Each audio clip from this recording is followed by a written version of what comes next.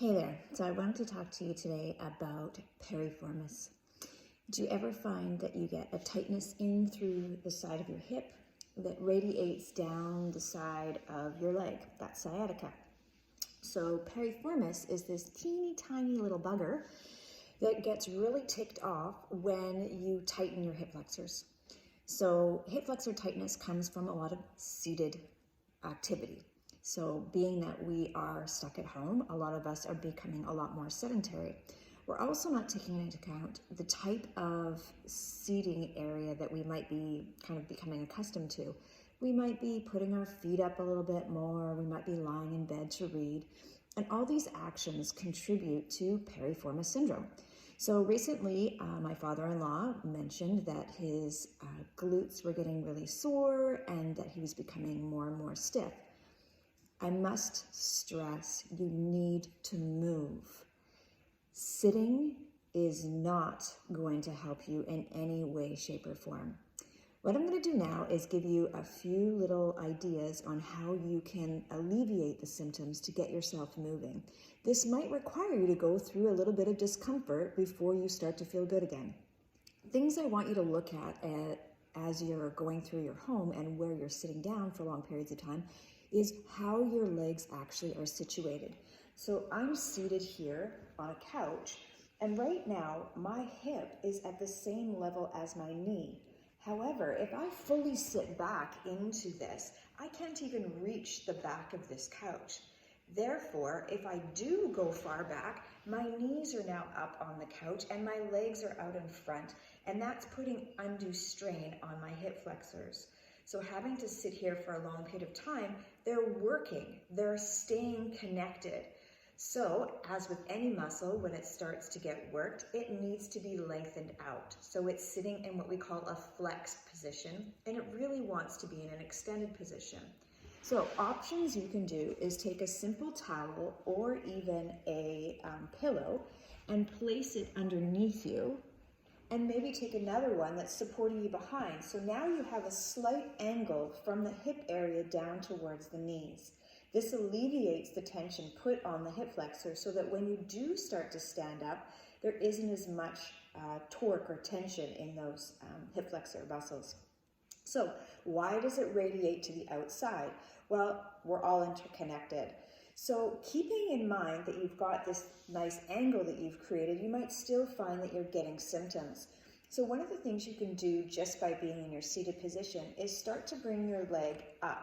Now, for some of us, bringing our leg up all the way is not an easy task either. So take your other leg and elongate that leg and just see where you can get a small amount of cross.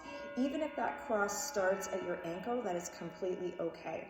So from here, I can bring mine up quite high for where I'm at, and then I'm just going to start to press just ever so slightly and find out what my range of motion is as I press.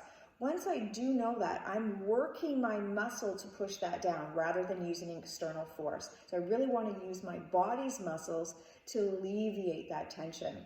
From here, I'm adding a slight little lean forward. Being mindful that I'm not rounding my body forward, I'm staying completely upright, my core is engaged, and I'm leaning my body forward. So you might now feel a little bit of a change in position, maybe going into the small of your low back, which also can contribute to this piriformis tension. So once you've held this stretch, I would like you to stay here for about 30 seconds to 45 seconds to start with. If the tension gets too much, please come out of it and go back into it once again. Once you've finished on one side, of course, you're going to do the exact same thing on the other side. And you'll notice with my leg, on the other side, how much farther this side comes up, because I am definitely one of those people who's come into piriformis syndrome. So I need to be working on getting this knee to go down as far as the other. I also have more of an external rotation on my other side because of a break as a child. So that also plays a factor into my positioning. So again, 30 seconds, 45 seconds, knowing at any part of the leg, as long as it's slightly angled, then you're on your way. Now this can also be done in a laying down position. So for your laying down position, for ease of convenience, I'm going to pretend that this is my floor, even though it's a couch. So I'm going to come down onto my floor. And as I'm lying down on my floor, I'm going to take my ankle again and cross it over. So my leg could be fully extended, okay? Otherwise, if I can get my leg to here, great. That might be enough for you. If I can't quite get my leg here, putting it as a slight cross just below with my leg extended is fine as well. And then from here, I'm working to take that knee and pressing it away. If I'm successful in this stretch and I'm getting enough stretch, 30 to 45 seconds and you're golden. If not, you want a little deepening of that stretch. You're going to take that leg and let it come all the way over. Now I'm bringing my head up to look at you guys in the camera, but your head would actually be right down and flat. So just allowing that leg to come over as far as you can and then holding that in that position and then engaging that core to come out of that and then switching back to the other side. So those are a few simple, easy tasks that you can incorporate. So first off, you're going to take a look at the chairs that you have in your house, how you're seated in your home, also how you're seated in your vehicle, I forgot to mention. You want to make sure that your hips are higher than your knees. Then you want to make sure that you're supporting yourself either with a pillow or a blanket or what have you. And then practicing those few simple little stretches. And I hope that helps you. But after you've done all that, you want to make sure that you're getting up, getting out, and walking. Even if you're making circles in your kitchen, I'm happy that you're getting up and moving. If you have stairs, even better, because the more you can flex and extend that leg, the better you'll start to feel.